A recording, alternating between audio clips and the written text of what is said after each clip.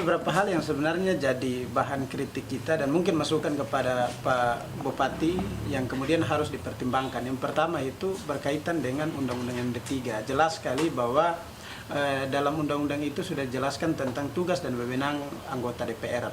Nah, salah satunya adalah pengawasan itu. Nah, yang kedua berkaitan dengan larangan dari anggota DPR itu salah satunya adalah tidak bisa merangkap jabatan. Apalagi rangkap jabatan yang kemudian itu dibiayai oleh keuangan negara.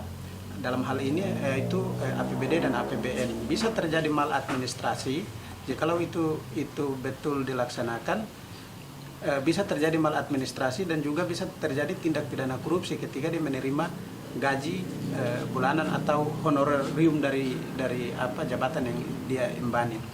Nah, ada beberapa hal juga yang kemudian menjadi catatan penting untuk DPR Kabupaten dalam melakukan pengawasan. Seharusnya menjadi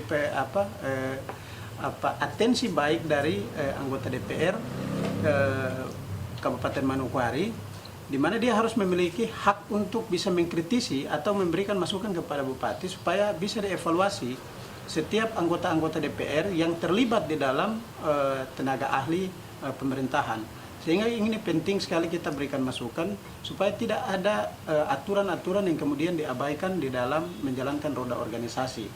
Nah, itu mungkin menjadi penekanan kita.